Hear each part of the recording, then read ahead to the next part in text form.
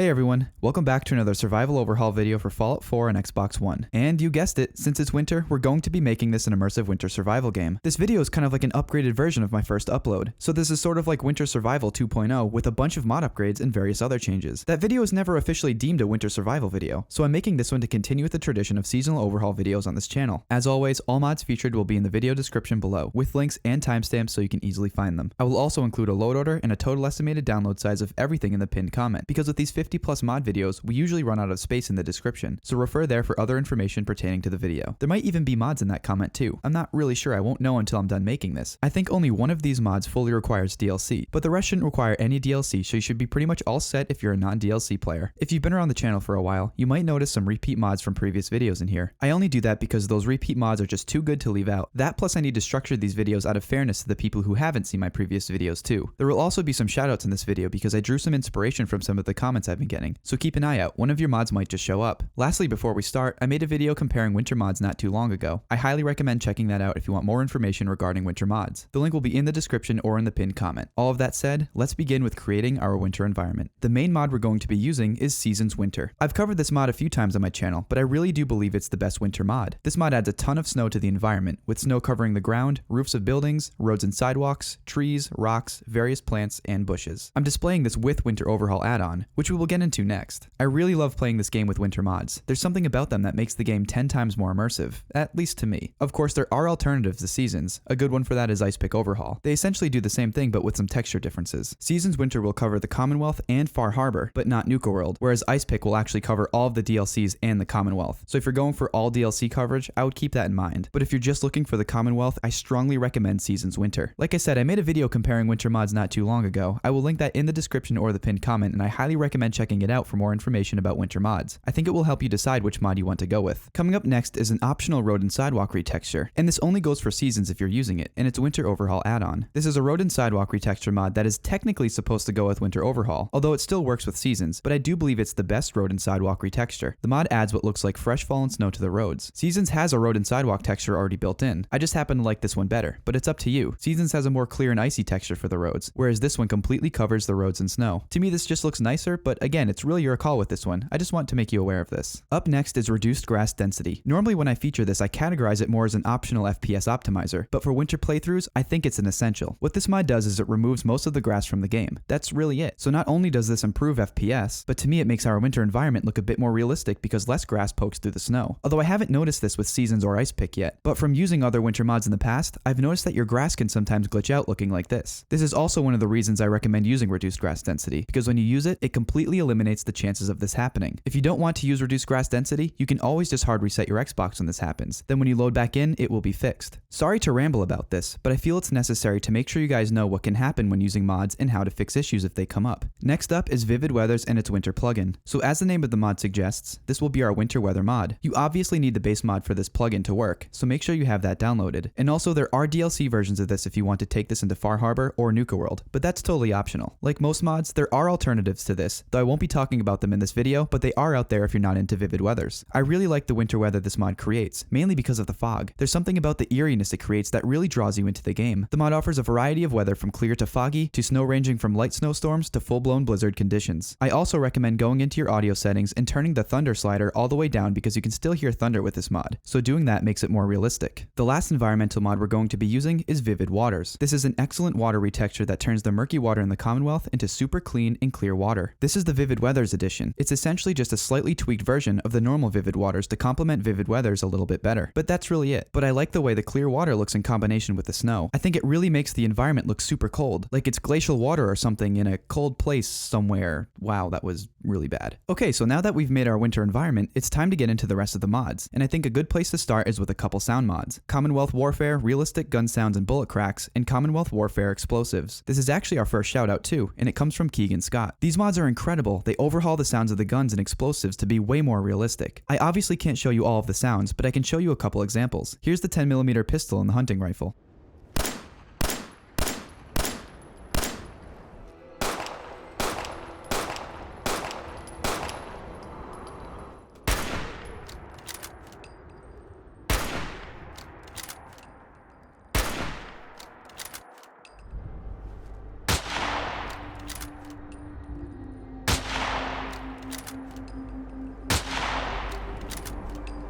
I think that sounds really, really good. These mods are great additions to any playthrough. Next up is Last Light in the Commonwealth. We're mainly using this for the armor the mod provides. This is another shoutout mod, and it comes from Stoinky Doinky. Nice name, by the way. The mod has some really cool Metro-inspired army fatigues, and I think they complement the winter environment nicely and seem to be realistic clothing for winter. My favorite pieces of armor I've been using are the Hansa soldier fatigues, Hansa support chest gear, and the assorted ranger gear. Then I will usually throw on a Ushanka hat, Brotherhood of Steel gloves, and a backpack from Backpacks of the Commonwealth. Overall, this is a great mod, and I highly recommend trying it out. Since we just mentioned it, we might as well cover it. Up next is Backpacks of the Commonwealth. I've covered this one in the past, but it's still one of my go-to mods for any playthrough and one of my all-time favorites. This mod adds 15 unique, high-quality backpacks to the game with over 50 workbench mods and over 40 colors. The packs are fully integrated into the leveled lists, so you'll come across more and more as you keep playing. This mod does require DLC, but there is an awesome backpack in the Last Light of the Commonwealth mod that we just mentioned. I'll put it on screen now so you can check it out. So if you're non-DLC, there is always this option. And to further help out non-DLC players, up next is another non-DLC backpack. Travel Bag is a great non-DLC backpack mod that adds a nice over-the-shoulder style backpack to Fallout 4. There are some customizable options to this as well, like adding a cool looking gas mask to it, a knife, bottles of water, and a sledgehammer. Even though I have all of the DLCs, I still use this bag sometimes because it's that good. This and the backpack from Last Light in the Commonwealth are excellent alternative backpacks if you don't have any DLC. Tactical Flashlights is a really cool mod that allows you to create a variety of functional headpiece flashlights at your chem bench. The lights take place of your Pip-Boy flashlight, and in my opinion it's a great improvement. Looks more realistic and they're super cool. This is the light version of the mod. The other version requires AWKCR and Armorsmith Extended, which will run us over 200 megabytes. It just adds more flashlights and some other neat targeting system things which are cool. I just thought they were a little over the top for this playthrough. But I enjoy this mod and I think it complements Last Light in the Commonwealth pretty nicely. Up next are some combat mods. So up first is Dismemberment Overhaul Dead Space style. What this mod does is allows us to dismember enemies without them dying. For example, you can shoot someone's arm off and they won't die, or shoot someone's leg off and they'll fall to the ground and still shoot at you. The other cool thing about this mod is that it makes it so that most everything dies in one shot to the head, even Deathclaws and Synths, which I think is realistic, but I can see why one might not like the headshot thing. So if you don't, there is a version of this mod that doesn't have the headshot feature. So if you just want dismemberment without the one-shot headshots, you can just use that one instead. It will be linked in the description as well. A great follow-up is Enhanced Blood Textures. This is an awesome mod that improves the blood textures in the game. In the vanilla game, it seemed like there was barely any blood, which wasn't only unrealistic, but also pretty lame. This mod will change that. As you can tell in this comparison, the amount of blood that comes out of people is significantly increased. Plus the textures look awesome. Light even reflects off the blood. This mod works very well with the dismemberment mod we just covered, and I think they should be used together at all times. Time-stopping VATS is next. This is another one of those recurring mods on this channel. I know it always seems to show up in these videos, but it does for a reason, and I think it's one of the best mods out there. It just brings VATS back to what it used to be, and in my opinion, what it should be, which is fully time-stopping. Now you no longer have to rush decisions on who to shoot and where while in VATS. The only quirk with this mod is that sometimes enemies can slide once you enter VATS, but don't worry, they still can't hit you or anything. In my opinion, this is a great mod for any playthrough. A good follow-up to that is critical hits outside of VATS. The name speaks for itself. Now you no longer need to be in VATS to score critical hits, which in my opinion makes a lot of sense. You know when you get a critical hit when a little indicator pops up in the top left corner of your screen. This is a small mod, but I think it makes a big difference. Bullet Time is up next. This is an excellent alternative or addition to VATS. It slows time significantly, but allows you to run around and shoot people while they're stuck in slow motion. It's kind of like you're the Flash or something. This mod adds a bullet time item to the aid section of your Pip-Boy. Just assign it to your favorite hotkey, close the Pip-Boy, and let the fun begin. I usually use left on the D-pad, but the choice is yours. It's also fully configurable, so you can really customize how you want it to work. This is a super fun mod to use. Modify Grenades and Mines is a pretty cool mod that lets you, well, modify grenades and mines. You can modify them at your weapons workbench. You can create a bunch of different grenades like sticky grenades, cluster grenades, up the damage of grenades and mines, and more. It's a cool little mod that allows you to have a bit more freedom when it comes to explosives. Realistic Insects Health is up next. This mod makes it so that insects are much easier to kill, usually only taking a couple bullets to get the job done. It never really made sense to me that insects could absorb round after round. This mod fixes that and makes killing insects much less aggravating. No Rad Scorpion Tunneling is next. This is another self-explanatory one. It just makes it so that Rad Scorpions can no longer tunnel. It always drove me insane when I would see Rad Scorpions dig. Not only was it annoying, but it just never made sense. This mod stops them from doing that, offering in what in my opinion is a more realistic touch. Next is Tactical Distraction System. This is a really cool mod that is sort of like the throwable bullet casing mod I covered in my last overhaul video, except I think it's an upgrade. This mod gives you a whistle option in the aid section of your Pip-Boy. Just set it to your favorite hotkey for ease of use. I usually use up on the D-pad, but it's really your call. When you whistle, the enemies investigate the area where you last whistled, so it's helpful to move after you do that. But it's cool because you can really set them up if you want. The mod also comes with craftable bolts that you can throw to distract enemies, just like throwable bullet casing. The enemies will search the area where the bolts land. This is a fun mod to use that allows you to be stealthy and tactical without just having to kill everything if you don't want to. Up next is Rain of Brass. This is a mod that basically keeps the bullet shells on the ground longer. It's cool because after a gunfight, all of the bullet shells will remain on the ground for either an hour or until you leave the area, which makes looting the scene after gun battles pretty immersive. It's a cool feature that isn't something you would immediately think about, but it makes a big difference. Tracer and Vapor Trails is a nice mod that adds a 1 in 4 chance you see a trail behind the bullet you fire. 1 in 4 might sound a little odd, but if you think about it, it's actually a good idea because if it was every shot, it would start to look weird. The trails are kind of hard to see in the video, but they look great in person. I highly recommend checking this out. The last combat mod is Realistic Ragdoll Force. This is a small yet very effective mod that changes the way NPCs fall once they die. So instead of being tossed like 15 feet, they now just slump over after being shot. This works for explosives too, so now the dead enemies won't fly to unreachable locations after you blow them up. At this point, combat should start to feel totally different. Smoother Sun Shadow is next. It's a small mod that greatly increases the realism of Fallout. Instead of shadows shifting abruptly like they did in the vanilla game, the shadows now move smoothly, which is much more realistic. Sometimes the most simple mods can make all the difference. Weapon Drop Standalone is a mod that better controls how your character lowers their weapon in certain situations. For example, instead of having your weapon aimed in someone's face the entire time you speak to them, your weapon will now be lowered, offering a more realistic conversation. You can also toggle the lowering manually by simply holding X, then holding X again to fully holster. Full Dialogue Interface is up next. This mod allows us to see and read all dialogue options instead of just displaying like a third of the sentence like the vanilla game did, which made zero sense. Now you can direct conversations much easier in game and can better think about your responses. This is the English version, but there are other languages available if you speak a different language. Simple Wasteland Camping is our next mod. This is honestly something that should have been in the game from the beginning. This mod allows us to create a ton of really cool camping equipment at the chem bench, which we can then bring with us in our travels. You can make tents, sleeping bags, cooking stations, lanterns, chairs, and more. All you need to do is drop them on the ground wherever you want them to be when setting up camp. You can even use the items to sleep and cook, which is a great idea in my opinion and ups the immersion of the game significantly. Then once you're done, you can pick it all back up again and get moving, except for the fire kits, so be sure to have a few of those on you. A good follow-up to that is cooking with gas. This improves the cooking menu in the game by adding more options like coffee, fruit smoothies, tea, jet dogs, red Brahmin energy drink, and more. It's a small mod, but I think it works well with Wasteland Camping. Since we're on the subject of cooking, MREs is our next mod. All it does is add military MREs to the game. You can find them around the Commonwealth or craft them at any cooking station, further expanding that cooking menu. They're a nice little addition to the game. Give Me My Bottle Back is up next, and it's a simple yet very effective mod. It allows us to refill bottles of water as many times as we want, instead of being able to fill bottles, drink them once, and have them disappear. This mod makes a lot of sense, so now instead of having to find new bottles every time you want to fill up on water, you can just use the same 2 or 3, which is more realistic. Just know that no matter what bottle you use to fill with water, it will go back into your inventory as an empty Nuka-Cola bottle. Obviously that doesn't really matter, it's just the way the mod works. Survival Options is next, and it's a mod that lets you fully customize the way survival mode works in Fallout 4. It lets you adjust incoming and outgoing damage, the various debuffs from status changes like hunger and thirst, sleep options, quick save options, and more. I highly recommend using this because you can really tweak survival to your liking. One of the things I think Fallout 4 missed out on is being able to craft ammo at a workbench like you could in New Vegas, and the mod Craftable Ammunition brings that back. This mod aims to replicate how it was to craft ammo in New Vegas, so it might seem complicated to some, although I think it's super realistic, but I will also include balanced craftable ammunition in here as well because it's much easier to use. There is a DLC version of craftable ammunition too. Regardless of which mod you decide to use here, they both add an extra layer of immersion to the game that I think is a must-have. Any armor on any clothes is our next mod. It's a simple mod that allows us to wear armor on top of clothing, which wasn't possible in the vanilla game for some reason. This just allows you to customize the way your character looks a little more. There are other mods out there that do the same thing, but the file size for this one is much smaller. There is a DLC version of this available too if you're trying to head outside of the Commonwealth. Staying on the subject of clothes, the next 3 are dog meat mods. I always try to include these for fun, but of course you don't have to use these if you don't like roaming with a dog. Dogmeat's Backpack is up first. It's a mod that allows you to create various backpacks and collars for Dogmeat. Next is Dogmeat Boots, which adds various boots to outfit Dogmeat with. And the last is Dogmeat Helmets and Hats, which lets us put helmets and hats on Dogmeat. Helmets and Hats also has a DLC version, but I'm not sure if the backpack or boots does, or if you even need it. Now Dogmeat can be well prepared for the winter conditions. Splinter's Breakable Wooden Doors is next. It's a mod that allows us to bust through wooden doors that don't require a loading screen. You can break them open with melee, or you can just use a gun or explosives. It's a fun mod to use. The explosions might be a little much when the doors break, but I think it's a pretty cool mod that is really realistic when you think about it. Like, why couldn't you just break through the doors to begin with? Well, now you can. The next mod up is NPCs Travel. This is a cool mod because it populates the Commonwealth a bit more with NPCs that travel to over 400 destinations. To me, this is realistic because I highly doubt you'd be the only one traveling the roads of the post-apocalyptic wasteland. Unless that's what you're going for, then by all means don't use it. The groups of NPCs vary from Minutemen to Brotherhood of Steel to Hunters to Gunners to everything in between. You can trade with them, kill them, or just ignore them if you want. This also has a DLC version. So the last two mods are truly optional, although I highly recommend using them. They're Disable God Rays and Disable Lens Flare. They're FPS optimizers, but when playing with mods that overhaul your environment, you tend to drop frames, so I think it's important to try to help that as much as possible, and these mods truly do help. And lastly, for weapons, I will just list them because there are too many to show individually, and like I always say, it's really your choice when it comes to this, but what I picked for this are MP40, FNP90, Colt Python, the Holy Machete, Beretta M9, G36 Complex, Hunting Shotgun, Modular Kalash, AK-74M, Crude Blowback, Colt 1911, and Grenade Expansion Pack. So that will do it for turning Fallout 4 into an immersive winter survival game. I hope you all enjoyed, and if you did, leave a like as it's the easiest way to show support. And if you're not already, be sure to subscribe for more content just like this. As always, if you have any ideas for future videos, just let me know in a comment and I'll be sure to take it into consideration. And of course, give you credit in the video. Again, refer to the pinned comment for the load order and other information like potential edits, mods that I couldn't fit in the description, total estimated download size, Discord link, or whatever else happens to be important. What I might do if I run out of description room is put the DLC versions of the mods in the pinned comment, but I'm only going to do that if I have to. See you next time. Thanks for watching.